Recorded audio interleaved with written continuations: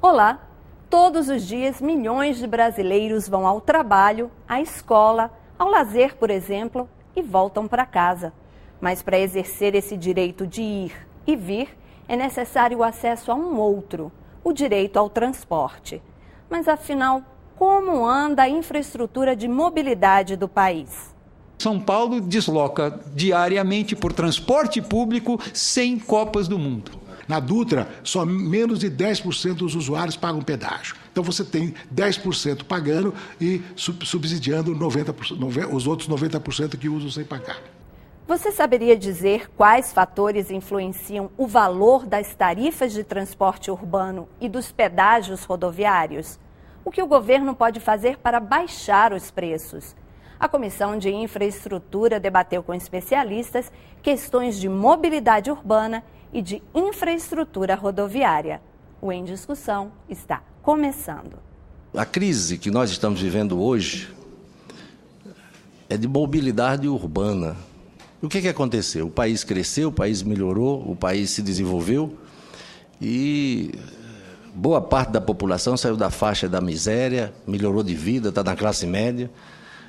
O seu José, que mora na periferia da cidade, conseguiu comprar um carro e descobriu agora que tem um carro que não pode andar no carro. Ao pensar em infraestrutura especificamente para mobilidade urbana, a gente deve lembrar que existe uma lei recém-aprovada no Brasil, de janeiro do ano passado, que é a Política Nacional de Mobilidade Urbana, e que tem alguns objetivos. Primeiro, um objetivo de melhoria da acessibilidade e da mobilidade. Segundo, contribuir para o acesso universal à cidade. A preocupação com o acesso é à cidade, não aos sistemas de transportes.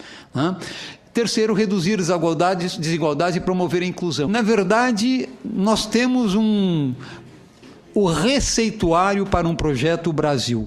A nossa política nacional de mobilidade urbana contém todos os elementos para nós cuidarmos da questão da mobilidade e das cidades. É recente e ela ainda não pegou, como a gente costuma dizer, mas as cidades são obrigadas em até 3 anos elaborarem planos diretores, sob pena de não receber nenhum tipo de auxílio federal para projetos de mobilidade urbana. Não fala especificamente sobre financiamento a lei de mobilidade urbana, mas ela dá algumas indicações de coisas que podem ser tratadas. Primeiro, ela reconhece a necessidade de contribuição de beneficiários diretos e indiretos, como eu mencionei agora há pouco. Existem beneficiários diretos, são os usuários que estão utilizando, mas beneficiários indiretos. E isso abre possibilidade para que o financiamento seja dividido, compartido com outros setores da sociedade. Basta imaginar uma cidade no qual o transporte foi reduzido ou suspenso por alguma greve ou algo assim, o que acontece nessa cidade? Ela para de funcionar. Ou seja, há benefícios que vão além dos usuários.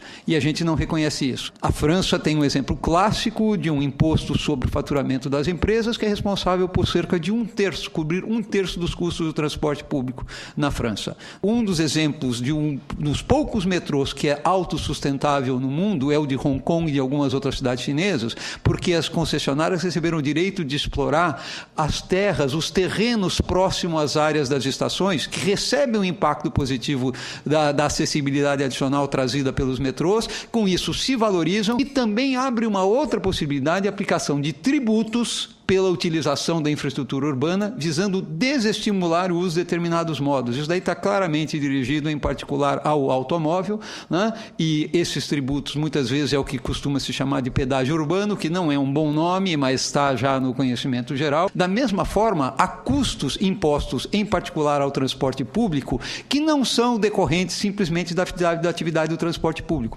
Por exemplo, os congestionamentos pelos quais os automóveis são principais responsáveis. Então, ao provocar o congestionamento, reduz a produtividade dos equipamentos de transporte público, em particular os ônibus, aumentando o custo do serviço. Lamentavelmente, onde tudo começou, essa onda de protestos, de reivindicações, começou justamente no transporte coletivo urbano, pelo preço das passagens.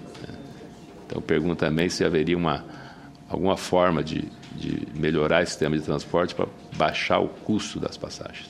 Desde julho do ano passado, que nós apresentamos um projeto nessa casa, exatamente com a preocupação que estava presente nas elevações dos preços das passagens de transporte coletivo, que em muitos casos são prestados de péssima qualidade. Um projeto onde desonera toda a cadeia do transporte de massa, do trilho ao pneu, ao transporte, ao combustível, aos equipamentos, aos vagões, aos ônibus, ao vidro, ao banco dos ônibus, para que nós pudéssemos dar uma parada nesse custo. Baixar o custo dos ônibus tem um segredo que transcende isenções de diferentes tipos de tributos que incidam sobre ele. O principal segredo, se a gente pensar o custo da operação dos ônibus, ele é 70%, 80% dependente da frota que vai operar, porque essa frota precisa de tripulação, precisa de lugar para ser abrigada, para ser mantida. O tamanho da frota depende essencialmente das velocidades obtidas na operação. Então, por exemplo, São Paulo tem se falado que as velocidades médias dos ônibus é de cerca de 13 km por hora. E se fala com a implantação dos corredores de ônibus com tratamento adequado, pode-se atingir 25. Ao dobrar a velocidade dos ônibus, a gente pode chegar a reduzir necessidades de frota.